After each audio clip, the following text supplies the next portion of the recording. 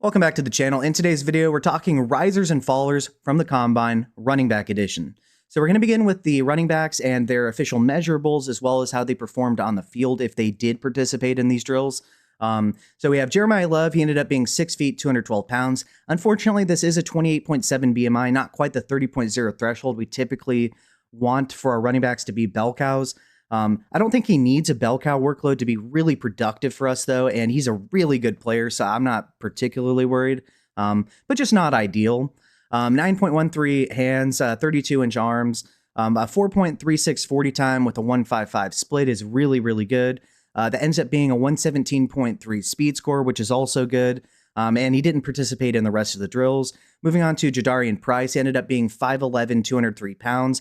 Unfortunately, once again, with some of these top running backs, that's a 28.3 BMI, not quite the 30.0 threshold, but still a really good player. 9.63 hands, 30.88 arms, ran a 4.49 with a 1.61 split. That is a 99.9 speed score. We're going to delve into some of these numbers, the speed scores, the burst scores, the agility scores, and see if they meet thresholds that are predictive in terms of assessing potential success at the next level for running backs. So I'm going to contextualize these scores in a little bit. Ended up with a 35-inch vertical and a 10.4 broad jump with 21 bench reps. Mike Washington, another guy who really dominated the Combine, ended up being 6'1", 223. Now, that is a 29.4 BMI, pretty close to the 30.0 threshold, but nonetheless, he's still a really big dude. 9.25 hands, 33.63 arms, but here's where it really gets good. A 4.33 40-yard dash time, a 1.51 10-yard split is crazy. 126.9 speed score. We're going to talk about what percentile that speed score is in a little bit of time here as well. 39-inch vertical is crazy, and a 10.8 broad jump is crazy as well. Didn't perform in the rest of the drills. We have Adam Randall, ended up being a massive 6'3", 232 pounds. This is a huge dude. 29.0 BMI, 9.75 hands, 32.38 arms. Did run a 4.5 with a 1.6 split, but that is a 113.2 speed score because he is a really big dude. 37-inch vertical, 10.4 broad jump. Did a 4.53 in the 20-yard shuttle, which was the worst among this group, but at least he tested. And 26 bench reps was the most among running backs, so very strong. Emmett Johnson, somebody I was really high on pre-combine, ended up being 5'10", 202. That is a 29.0 BMI, below the 30.0 threshold we typically want. Tied for the largest hands, though, at 9.75, 30.25 arms. Did unfortunately run a Combine worst, at least among those who ran 4.56 40-yard dash time with a 1.59 split. That does end up being a 93.4 speed score. We'll talk about the cutoff for speed score in a little bit. 35.5 vertical, 10.0 broad jump, 7.323 cone, 4.29 shuttle, which was second, or actually it was best among the running backs who actually participated in it, with 16 bench reps. Then we have Jamari Taylor, 5'10", 199, 28.6 BMI, 9 hands, 30-inch arms. Did not do the 40-yard dash, but did the vertical and broad at a 34.5 and a 9.7, as well as the bench with 20 reps from him. Then we have Damon Claiborne, 5'10", 188, 27.0 BMI, 9-inch hands, 30.13 arms. Did run a 4.37 with a 1.59 split, and that's a 103.1 speed score because he is a little bit lighter. Didn't do the vertical, but did the broad jump at a 10.2. Then we have Katron Allen, another guy that's up on a good amount of people's boards. He ended up being 5'11", 216. That does meet the benchmark here for the first time among the running backs in which we've discussed so far, at a 30.1 BMI. 9.5 hands, 29.5 arms. Didn't participate in the rest of these drills. Then we have Seth McGowan, ended up being 6 foot 223. That's a 29.2 BMI, 8.75 hands, 31.38 arms. Ran a 4.49 40 with a 1.6 10-yard split, a 109.7 speed score. A very impressive and easily best 42.5-inch vertical, which is pretty crazy. 10.11 broad jump, and did not do the 3-cone, but did the 20-yard shuttle and ran a 4.5, which was second worst among the class, at least among those who actually participated in it. Then we have Jam Miller out of Alabama, 5'10", 209. That's a 30.0 BMI, so he is the second guy to meet that threshold. 8.75 hands, 30.38 arms. Ran a 4.42 with a 1.53 split with a 109.5 speed score. A 30.5 vertical with a 9.7 broad jump. The vertical was the worst among those who participated in it, and the broad was tied for the worst. Didn't do the rest of the drills. Then we have Eli Heidenreich. He ended up being 6 foot 198. That is unfortunately a 27.5 BMI. That is second lowest in the class. But 9.5 hands, 29.25 arms, ran a 4.44 at a 1.55 split, a 101.4 speed score, a 35.5-inch vertical, 10.0 broad jump, and 16 bench reps. Then we have Robert Henry Jr., 5'9", 196, 28.9 BMI, 9.13 hands, 30.13 arms. Did run a 4.52 40 with a 1.62 split. The 40 was the second worst among those who participated, and the split was the worst. That's a 93.9 speed score, which is second worst among those who participated. 37 vertical, 10.4 broad jump, didn't do the 3-cone, but ran a 4.31 20-yard shuttle, which was second best, and didn't do the bench. Then we have Rashul Faison. He's 5'11", 208, 29.0 BMI, 9-inch hands, 30.88 arms. Didn't do the 40-yard dash, but did a 37.5-inch vertical, 10.2 broad jump. Didn't do the rest of the drills. Noah Whittington, 5'8", 205, 31.2 BMI, way up there in BMI, but not as big as the next guy that we're going to be discussing. 8.25 hands is smallest among this group, so that is notable. And 29.13 arms.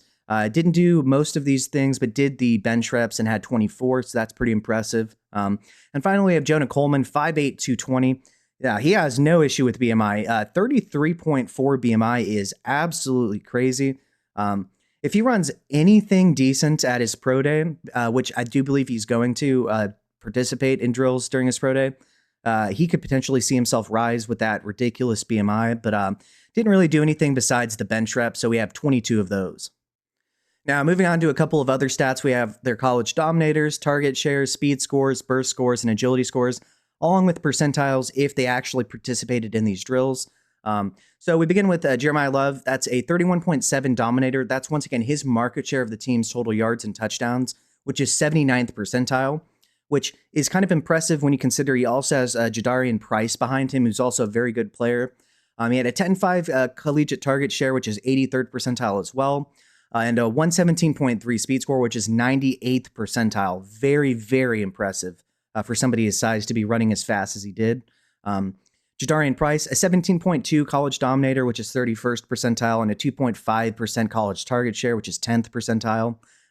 Once again, working behind Jeremiah Love, there's hardly anybody that would be pressing Jeremiah Love for substantial playing time, as good as I think Jadarian Price is. So take that with a grain of salt, if you will. A 99.9 speed score, which is 66th percentile, a 121.5 burst score, which is also going to be 65th percentile. Then we have Mike Washington, somebody, once again, who really impressed at the Combine. 23.8 dominator, which is 55th percentile, 11% collegiate target share, which is 84th percentile. But here is where it gets really good. Remember how I was talking about where his speed score is? Yeah, it's insane. 126.9 speed score is 100th percentile. Kind of reminiscent of Isaac Garendo from a couple years ago, who saw a big rise after his ridiculous Combine. A 130.3 burst score, which is also 92nd percentile. So, not only is he really fast, he is really fast, but he's huge and really fast. So a good combination. Then we have Adam Randall, 25.9 dominator, 62nd percentile, 10.9 collegiate target share, which is 84th percentile, a 113.2 speed score, which is 95th percentile and very impressive in his own right. A 124.9 burst score, which is also 80th percentile. So really liked the athleticism from Randall. Then we have Emmett Johnson from Nebraska, 36.3 dominator rating, which is going to be second best among these players, which is 89th percentile and impressive. A 15.9% collegiate target share, which is 97th percentile. Part of why I was really impressed with him and I really liked him prior to the Combine. But he did have a 93.4 speed score, which is 41st percentile, not particularly great. A 120.4 burst score, which is 59th percentile, and an 11.61 agility score, which is only going to be 28th percentile. Then we have Jamar Taylor, 27.2 dominator, which is 65th percentile, 11.6 collegiate target share, which is 87th percentile. Didn't do the 40, but did the burst scores necessary to have a 116.2 score, which is only going to be 36th percentile. Then we have Damon Claiborne, 27.8 college dominator, which is 67th percentile. 9.6 collegiate target share, which is 76th percentile, and a 103.1 speed score, which is going to be 75th percentile. Then we move on to Katron Allen, 30.9 collegiate dominator rating, which is 77th percentile, while sharing the backfield as well with Nick Singleton, who unfortunately broke a bone and was unable to participate. So to kind of contextualize that, he performed really well with another guy who's going to be drafted, and ended up with a 6.8 target share, which is 54th percentile, but didn't do any of the rest of the drills. Then we have Seth McGowan, 28% college dominator, which is 68th percentile, 9.7 target share, which is 77th percentile, a 109.7 speed score, which is going to be 91st percentile, which is very impressive, but not as impressive as his burst score of 137.8, which is 99th percentile. That's a lot of burst. Then we have Jam Miller, only an 11.5 dominator rating, which is 12th percentile, and a 5.1 collegiate target share, which is going to be 33rd percentile. Did have a 109.5 speed score, which is going to be 91st percentile as well, much like Seth McGowan. Didn't do the rest, though. Then we have Eli Heidenreich. He ended up with a 52.8 dominator rating, which is 98th percentile, and a 44.5 target share, which is 100th percentile. I believe this guy had over 800 receiving yards this season as a running back. He was basically the entirety of his team's offense. So the overall counting stats weren't as impressive as you might, although they are impressive, aren't as impressive as you might think based on how ridiculous this looks. But a 101.4 speed score, which is 71st percentile, and a 120.4 burst score, which is going to be 59th percentile. Then we have Robert Henry Jr., 20.6 dominator rating, which with a 43rd percentile, 6.5% collegiate target share, which is 49th percentile, a 93.9 speed score, which is going to be 43rd percentile, and a 124.9 burst score, which is going to be 80th percentile. Then we moved to Rashul Faison, ended up with a 15.8 dominator rating, which is 25th percentile, a 7.3% collegiate target share, which is going to be 59th percentile, and he didn't do the rest of the drills, so nothing else to see there. Then we have Noah Whittington, 12.2% collegiate dominator rating, with which is going to be 13th percentile, a 6.6% collegiate target share, which is going to be 51st percentile. And finally, we move on to the last running back here, Jonah Coleman, 25.8% college dominator rating, which is going to be 61st percentile, and a 9.7% collegiate target share, which is going to be 77th percentile, with nothing else because he didn't perform at the combine. And I want to give a special shout out to my Patreon members. Thank you to Big Hunt, SP, Mage Jack, Infamy MTG, AOYOB, The Dawn, and Any Buckeye. Thank you guys. I'm doing this full time now, and without your support, this would not be possible. If you'd like to become a member, I'm going to leave a link in both the comment section and description of this video. You'll receive not only, but including access to a Discord where we have a channel where we have NFL and college football talk, as well as a channel where we have fantasy football talk, and a third channel where we laugh at poor trade offers that we've been offered in fantasy football. But if you'd like to, you can always DM me with private, questions if you don't wish for it to be known by any community members. But you'll also get help with building your fantasy football teams every year. I'll use wins above replacement, as well as just looking at the general lineup and scoring settings to help you with your teams each year. I'll help you with trades that are advantageous based on those factors as well. You'll be part of a fun and growing active community. You'll not only receive access to videos early guaranteed, but you'll also have the ability to ask for personal videos that you and only you can view. Or potentially, if you'd like something to be shown on the channel, you'll have preferential treatment there as well. So please consider becoming a member. I'd really appreciate it. Let's get back to the video. And now here is where, looking at over 10 years worth of data from every single quarterback, running back, wide receiver, and tight end drafted from 2015 through 2025, and ultimately going to be 2026 as well. I looked at every one of them, charted out all of their stats, and figured out their wave drop-off when they didn't meet the average thresholds between all of these players. So here's what's important for running backs. Speed score is the single most important score. When the average is not met, you see a 29.41% drop-off in annual wave score. Burst score is somewhat important too, at a 7.82% drop-off when the average isn't met. And agility score is slightly less important than that, at a 5.68% drop-off when not met. So let's see how these guys performed. We have Jeremiah Love. We don't have anything for the burst score because he didn't do it, but the speed score of 117.3 does meet the necessary average, so he's good there. Jadarian Price's teammate, 121.5 burst score does meet the threshold, but the 99.9 speed score does not quite meet it, although it's slightly below the average. So it's not as if it's drastically below, but admittedly, it does fall short. Mike Washington Jr., his 130.3 burst score easily meets it, and 126.9 speed score also does. Adam Randall, a 124.9 burst score does meet the threshold, and a 113.2 speed score does as well. Now, Emmett Johnson, somebody once again that I was really high on pre-combine, he had a 120.4 burst score, which does meet the threshold, but he had two, being the agility score at a 93.4 did not meet the threshold, and the 11.61 agility score also did not. So 2 out of 3 red flags there. Then we have Jamari Taylor. His 116.2 burst score did not meet the threshold. We don't have any more athletic data for him. And Damon Claiborne, nothing for the burst or the agility score, but we did get a speed score. And his 103.1 did meet the threshold there. Nothing for Katron Allen. We'll see his pro day. I'll update you guys if we get numbers. Seth McGowan, his 137.8 burst score did meet the threshold pretty easily. And the 109.7 speed score, rather, did as well. Jam Miller, nothing for the burst or agility, but as far as the speed score is 109.5, also did meet the threshold. Then we have Eli Heidenreich. His 120.4 burst score did meet the threshold, and his 101.4 speed score also met that threshold. Then Robert Henry Jr. with the 124.9 burst score did meet the threshold, but the speed score of 93.9 did not meet the threshold. Then we have Rashul Faison. His 124.8 burst score did meet the threshold. We don't have any more athletic data for him. And then Noah Whittington and Jonah Coleman also did not test. And once again, I'm going to give you a better visual representation. Does this player have a red flag? No is a good thing, and Y is a bad thing for yes. I gave you the red flag specifically here, and also the severity of the red flag. So Jeremiah Love, no red flags. I could not be less worried about him in any way, shape, or form.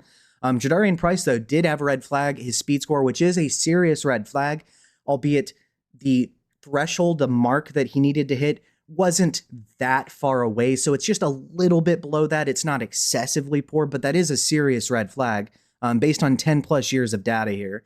Mike Washington Jr., no issues. Adam Randall, no issues. Emmett Johnson, yes, he had 2. The speed score and the agility score did not meet the threshold, and I consider that severe. When you have multiple marks against you, that's just going to lower you on my board. He's talented and he potentially can overcome it, but that is something to note, and that is something you should take seriously. Jamari Taylor, yes, he had a red flag, his burst score, which I'd consider moderate. Remember, it was less than a 10% drop-off, but that is something to note, though. Claiborne, Allen, McGowan, Miller, and Heidenreich, no issues with any of their athletics testing. But for Robert Henry Jr., yes, he did have a red flag, his speed score, which is serious and unfortunate as well. And then Rashul Faison, Whittington, and Coleman, we do not have any data, so there's nothing for them yet. And so to conclude, players who I think helped their combine were Jeremiah Love. I don't think he needed to do anything. If he wasn't already locked into being a top 10 pick, which everyone I've seen that's covering the draft says he is, he solidified it now for sure.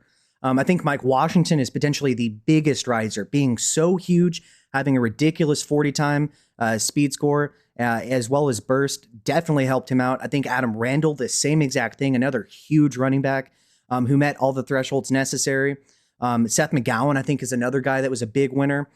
Somebody that I think might get slight dings, a couple of players, Jadarian Price, Jam Miller, Robert Henry Jr., had decent combines overall, but once again, did fail to meet some of the thresholds necessary.